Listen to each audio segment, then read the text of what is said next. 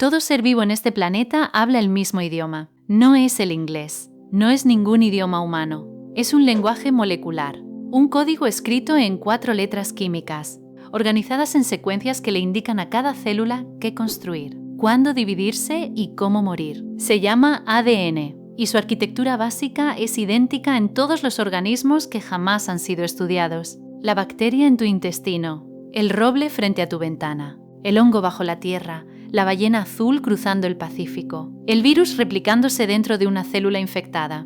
Todo funciona con el mismo código. Todo se remonta a un único evento de origen hace aproximadamente 800 millones de años, cuando algo que no estaba vivo cobró vida. Ese momento es el fundamento de todo lo biológico que ha existido en la Tierra. Cada ecosistema, cada especie, cada célula de tu cuerpo. Todo desciende de un único ancestro. Y aquí viene lo que nadie ha podido explicar. No sabemos cómo ocurrió. No podemos reproducirlo. Lo hemos intentado durante más de un siglo. Y cuanto más lo intentamos, más emerge una posibilidad perturbadora. Una que incomoda profundamente a la mayoría de las personas. Que no ocurrió aquí. Comencemos. El problema empieza con el tiempo. La vida apareció en la Tierra casi en cuanto pudo hacerlo. El planeta se formó hace aproximadamente 500 millones de años. Durante los primeros cientos de millones de años, la superficie era magma fundido, océanos de roca líquida, bombardeos constantes de asteroides. Sin superficie estable, sin agua líquida. Las condiciones eran tan violentas que los geólogos llaman a este período el Adeano, en honor a Hades, el inframundo griego. No era un lugar donde la química pudiera convertirse en biología. Entonces, casi en el instante en que las condiciones se estabilizaron, apareció la vida. La evidencia más antigua confirmada de vida microbiana en la Tierra data de hace aproximadamente 500 millones de años. Y las firmas químicas en rocas antiguas sugieren que pudo haber estado presente hace hasta 800 millones de años. Eso deja una ventana de quizás 200 a 400 millones de años. Entre el fin del bombardeo adeano y los primeros rastros de vida. Parece mucho tiempo. No lo es.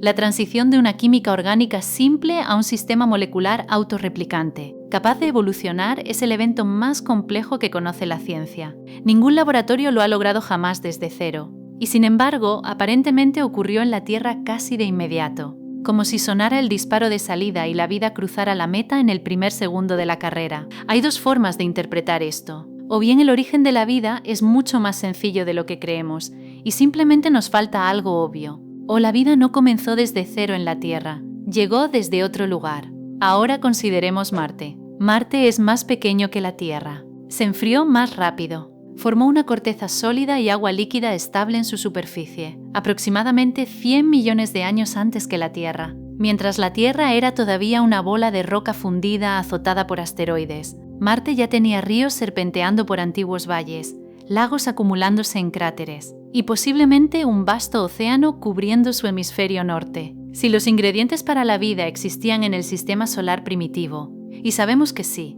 Marte llevaba 100 millones de años de ventaja. El proceso que encendió la vida podría haber ocurrido allí primero. Esto no es especulación. En julio de 2024, el rover Perseverance de la NASA exploraba un antiguo cauce de río seco dentro del cráter Jezero en Marte. Se adentró en una formación llamada Bright Angel, un conjunto de afloramientos rocosos a lo largo de los bordes de Naredva Vallis, un valle fluvial esculpido por el agua hace miles de millones de años. Allí, el rover encontró una roca que hizo que el equipo científico lo detuviera todo. La roca fue apodada Chellava Falls. Era una piedra de barro formada cuando el agua líquida cubría esta región de Marte. Su superficie estaba cubierta de estructuras extrañas, pequeñas manchas oscuras que el equipo llamó semillas de amapola y estructuras más grandes, pálidas y con bordes definidos que llamaron manchas de leopardo. Perseverance perforó la roca, extrajo una muestra, la selló en un tubo de titanio y la designó Sapphire Canyon. Durante el año siguiente, el equipo científico analizó los datos obtenidos por los instrumentos del rover. El 10 de septiembre de 2025, publicaron sus hallazgos en la revista Nature. Las manchas de leopardo contenían moléculas orgánicas y minerales que, en la Tierra, están fuertemente asociados con la actividad microbiana. La combinación de hierro, fosfato y carbono orgánico dispuestos en esos patrones específicos No tiene ninguna explicación natural confirmada que no involucre biología. El artículo dejó claro que esto no es una prueba de vida, es una posible biosignatura, pero el administrador asociado de la NASA declaró públicamente lo que los datos sugerían. Esto es lo más cerca que hemos estado jamás de descubrir vida en Marte. La muestra sigue en Marte, sellada en su tubo de titanio, reposando en el polvo del cráter G0, esperando. Y aquí es donde la historia da un giro inesperado. Marte y la Tierra no están aislados entre sí. Han estado intercambiando material durante miles de millones de años. Cuando un gran asteroide impacta contra Marte, la colisión lanza fragmentos de roca marciana al espacio. Algunos de esos fragmentos eventualmente cruzan la órbita de la Tierra y caen a la superficie como meteoritos. Esto no es teoría. Hemos encontrado meteoritos marcianos en la Tierra. Hemos confirmado su origen a través de los gases atrapados en su interior, que coinciden con la atmósfera marciana medida por las sondas Viking de la NASA. Hace 13,000 años, una de estas rocas impactó en las colinas de Allan Hills, en la Antártida. Permaneció en el hielo hasta 1984, cuando un equipo de científicos la encontró y la designó ALH 84001. Los análisis revelaron que había tenido su origen en un profundo cañón marciano en una época en que Marte todavía tenía agua fluyendo. En 1996, un equipo liderado por el científico de la NASA, David McKay, anunció que en el interior de ALH 84001 habían encontrado estructuras que se asemejaban a bacterias fosilizadas. El anuncio acaparó titulares en todo el mundo. El presidente de los Estados Unidos convocó una conferencia de prensa. Por un breve instante, pareció que la pregunta sobre la vida más allá de la Tierra había sido respondida. No fue así. Estudios posteriores demostraron que las estructuras eran muy probablemente formaciones minerales naturales. La emoción se desvaneció, pero la pregunta que planteó no lo hizo. Porque lo que ALH 84001 demostró sin ninguna duda es que el material procedente de Marte llega a la Tierra, no de forma ocasional, sino de manera rutinaria. Simulaciones computacionales estiman que miles de millones de toneladas de roca marciana han realizado ese viaje hacia la Tierra a lo largo de la historia del Sistema Solar. Parte de ese material fue lanzado desde la superficie por impactos lo suficientemente violentos como para acelerar la roca más allá de la velocidad de escape de Marte. Algo de ese material derivó por el espacio interplanetario durante miles de años antes de ser capturado por la gravedad terrestre. Y algo de ese material llegó cargando algo verdaderamente fascinante. El 28 de septiembre de 1969, aproximadamente a las 10:45 de la mañana en horario local, una brillante bola de fuego fue avistada sobre la localidad de Murchison, en Victoria, Australia. Fragmentos de un meteorito fueron recuperados en los campos de cultivo de los alrededores. El meteorito no provenía de Marte. Era una condrita carbonácea, un tipo de roca primitiva que se remonta a la mismísima formación del Sistema Solar, hace más de 4.500 millones de años. Nunca había formado parte de ningún planeta. Había estado vagando por el Sistema Solar desde antes de que la Tierra existiera. Cuando los científicos analizaron el meteorito de Murchison, encontraron en su interior más de 90 aminoácidos distintos. Los aminoácidos son los bloques fundamentales de las proteínas. Son esenciales para toda forma de vida conocida, y más de 90 tipos fueron hallados dentro de una roca más antigua que la propia Tierra. Varios de esos aminoácidos no existen en ningún sistema biológico de este planeta. Son alienígenas. El análisis isotópico confirmó sin lugar a dudas que estos aminoácidos se formaron en el espacio, no en la Tierra. Sus proporciones de isótopos de carbono y nitrógeno son fundamentalmente distintas a cualquier cosa de origen terrestre. El meteorito de Murchison también contenía bases nucleares, los componentes moleculares del ADN y el ARN, y azúcares, incluyendo la ribosa, la columna vertebral del propio ARN. Detente un momento a asimilar esto. Los bloques constructores del ADN fueron encontrados dentro de una roca más antigua que la Tierra, formada en el espacio, entregada aquí al atravesar la atmósfera y caer en un campo de Australia. La química de la vida no es exclusiva de la Tierra, no es rara, no es frágil. Está dispersa por todo el sistema solar como polvo, en meteoritos, en cometas, en nubes de gas interestelar. Las moléculas que componen tu cuerpo no son especiales de este planeta, están en todas partes. Y entonces la pregunta se vuelve inevitable. Si Marte tuvo agua líquida 100 millones de años antes que la Tierra, si los bloques de construcción de la vida se forman naturalmente en el espacio y llueven sobre los planetas de forma rutinaria, si miles de millones de toneladas de roca marciana han llegado a la Tierra cargando moléculas orgánicas, y si lo más cercano a una biosignatura que jamás hemos encontrado en Marte está ahora mismo en un tubo, sellado en el cráter Jezero, ¿es posible que la vida no haya comenzado en la Tierra en absoluto? ¿Que la primera célula viva llegó aquí desde otro lugar?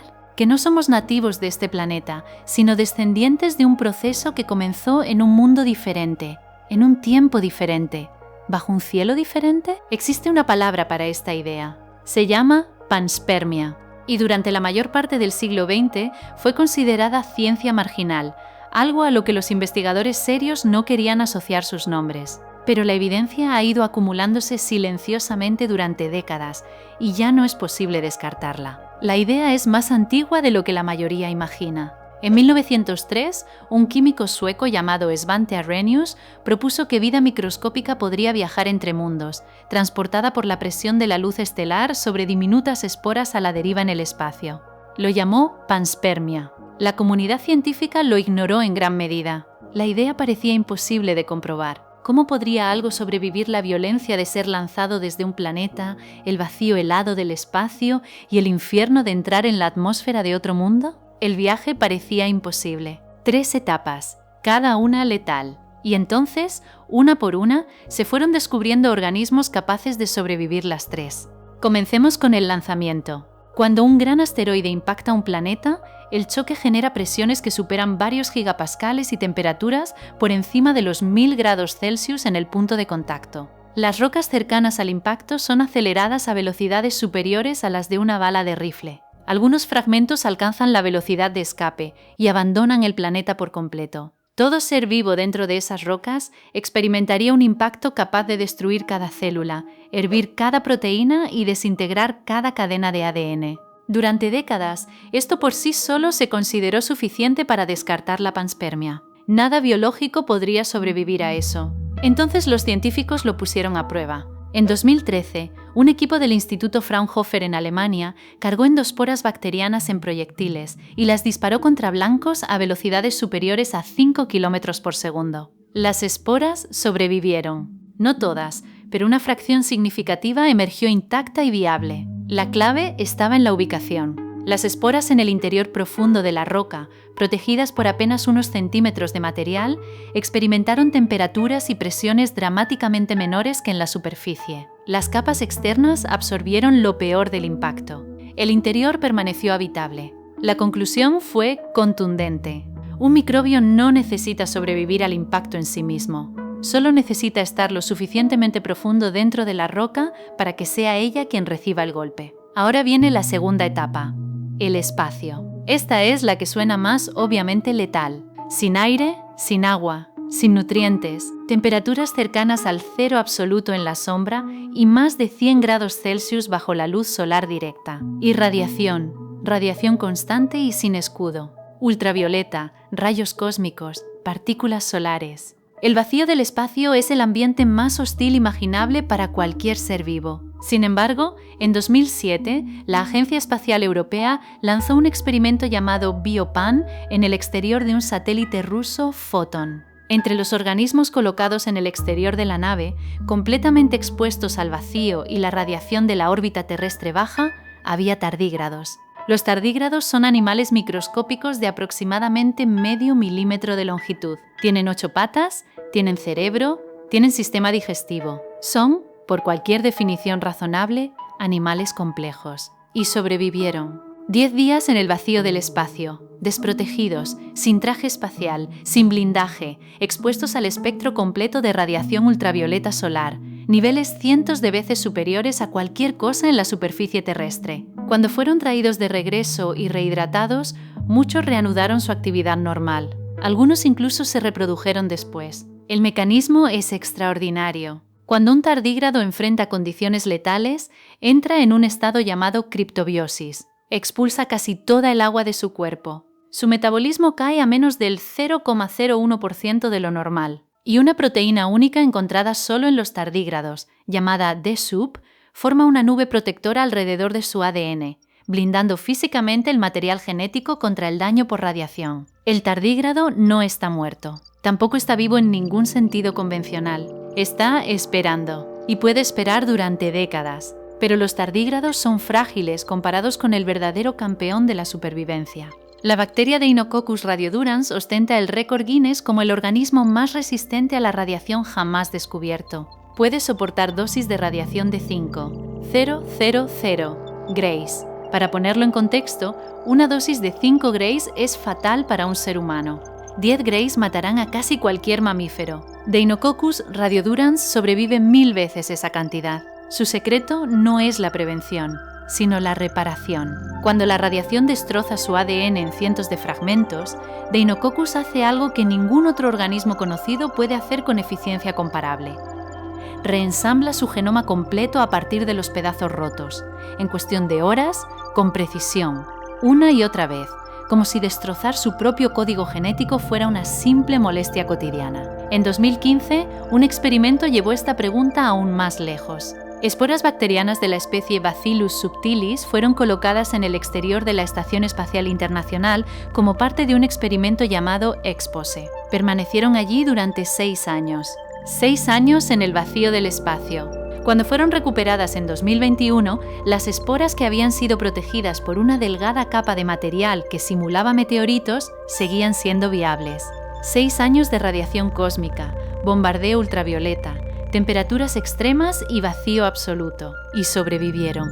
No todas, pero suficientes. La tercera etapa es la reentrada. Cuando un meteorito penetra la atmósfera de un planeta, la temperatura superficial de la roca puede superar los 0,000 grados Celsius. Todo lo que está en el exterior queda incinerado. Pero una vez más, el interior cuenta una historia completamente diferente. Un estudio del Centro Aeroespacial Alemán demostró que endosporas de Bacillus subtilis colocadas apenas unos milímetros bajo la superficie de una roca sobrevivieron a las condiciones de reentrada atmosférica, con temperaturas superficiales que superaban los 400 grados Celsius. La corteza exterior de la roca ardió.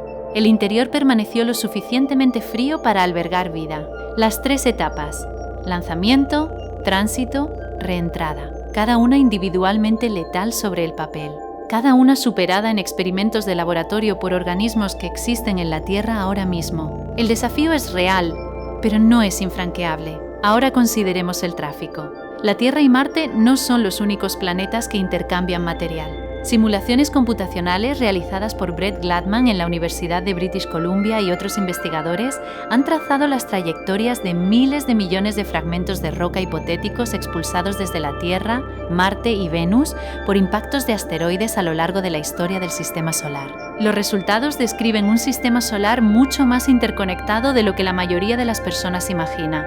Decenas de millones de fragmentos de roca procedentes de la Tierra han llegado a Marte. Debido a su órbita más cercana, Venus puede haber recibido 100 veces más. Marte ha enviado miles de millones de toneladas a la Tierra. Incluso las lunas de Júpiter no están fuera del alcance. Una pequeña pero no despreciable fracción de material expulsado desde la Tierra ha alcanzado el sistema joviano en trayectorias que duran decenas de millones de años. Algunos fragmentos han llegado hasta Saturno. El sistema solar no es una colección de mundos aislados. Es una red lenta, antigua y perpetuamente activa de roca, polvo y química, moviéndose entre planetas a lo largo de miles de millones de años. Y no toda la vida que viaja necesita llegar con vida. En 2009, el astrónomo Paul Wesson propuso un concepto llamado necropanspermia. La idea es simple y perturbadora. Un microbio que muere durante el viaje por el espacio sigue conteniendo fragmentos de ADN. Esos fragmentos portan información. Si esos fragmentos aterrizan en un entorno químico prebiótico, una laguna cálida, una chimenea hidrotermal, un océano rico en moléculas orgánicas, podrían proporcionar plantillas moleculares ya listas para el ensamblaje de nuevos sistemas biológicos. Los muertos entregan las instrucciones, el mundo vivo las ensambla.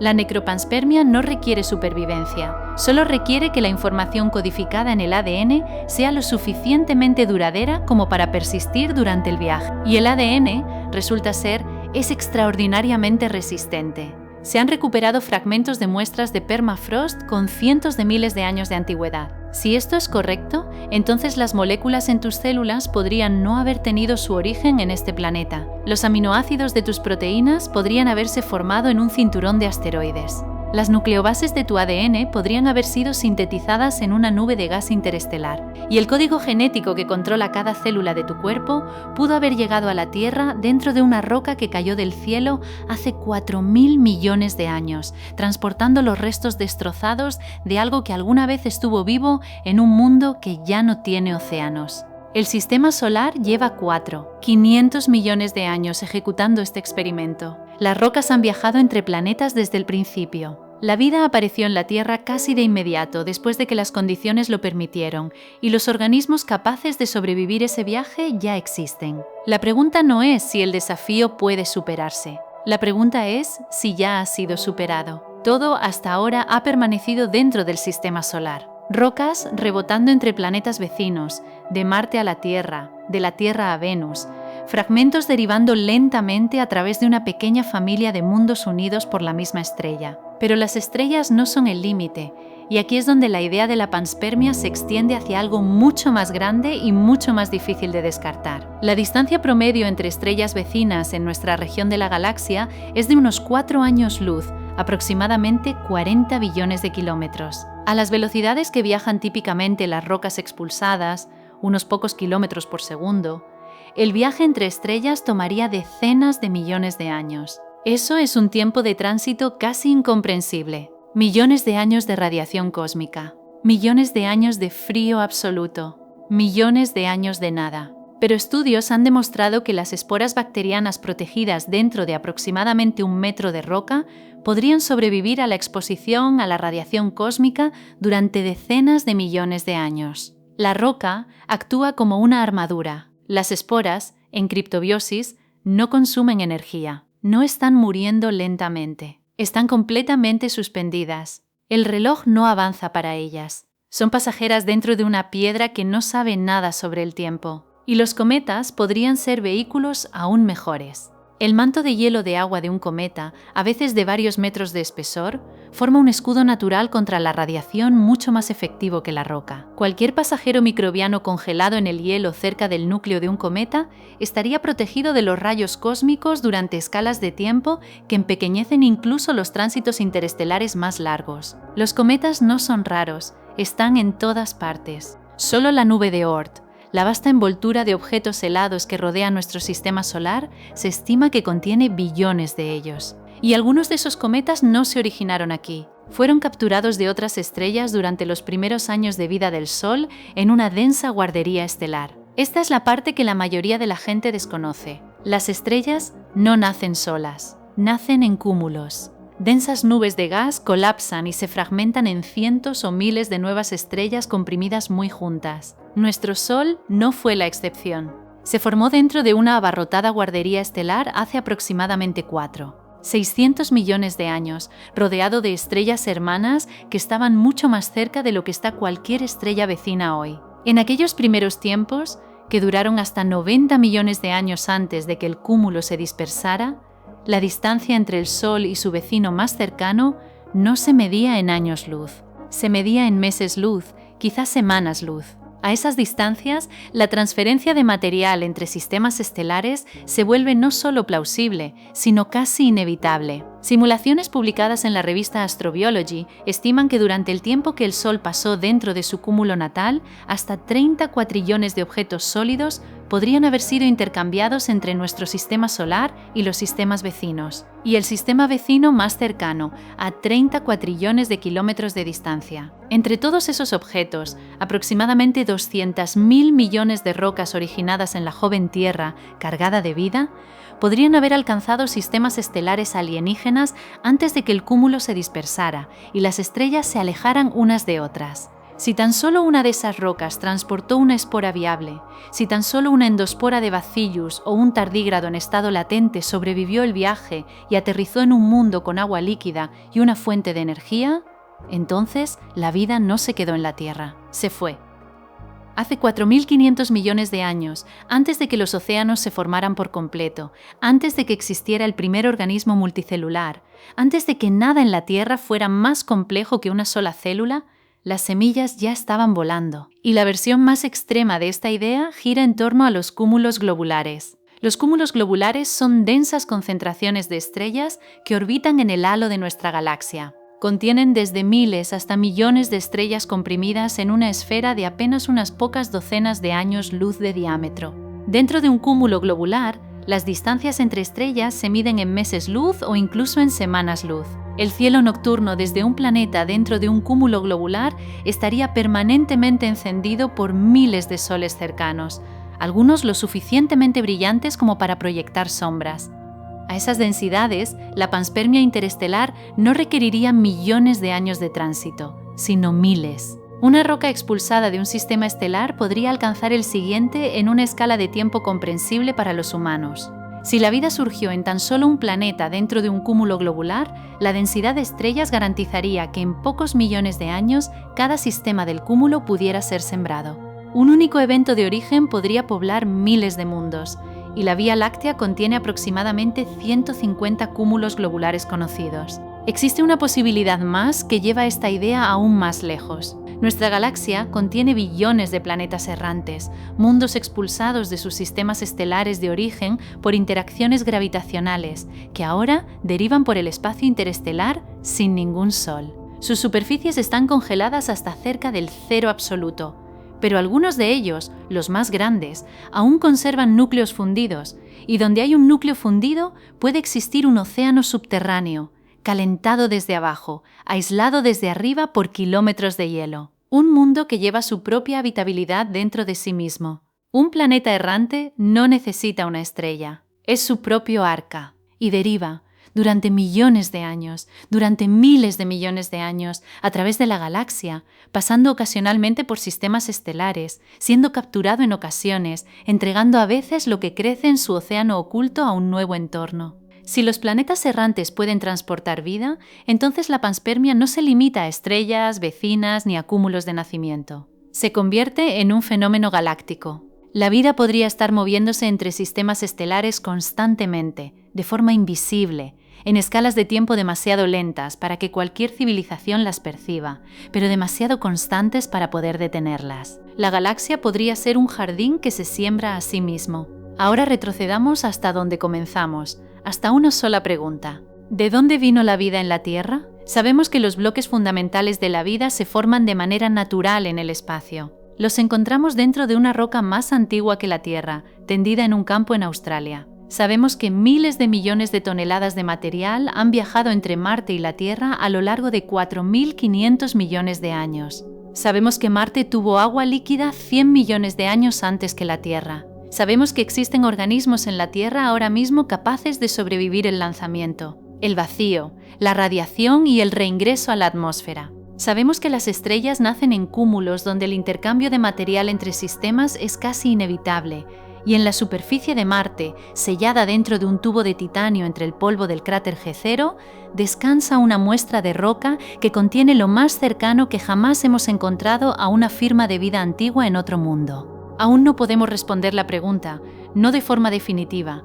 no hasta que esa muestra regrese a casa, no hasta que un laboratorio en la Tierra pueda examinarla con un nivel de detalle que ningún instrumento de un rover puede alcanzar. La misión de retorno de muestras de Marte ha sido propuesta, rediseñada, retrasada y debatida. Su futuro es incierto, pero la muestra está ahí, esperando. Y lo que contiene podría cambiar para siempre la forma en que entendemos nuestro propio origen. Si las manchas de leopardo de Shayaba Falls resultan ser de origen biológico, si microbios marcianos vivieron y murieron en la arenisca del cráter G0 hace miles de millones de años, y si esos microbios comparten una relación bioquímica con la vida en la Tierra, el mismo ADN, la misma quiralidad de aminoácidos, el mismo código molecular, entonces una de dos cosas debe ser verdad. O la vida surgió de forma independiente en dos planetas vecinos y convergió en la misma solución molecular, lo cual sería extraordinario.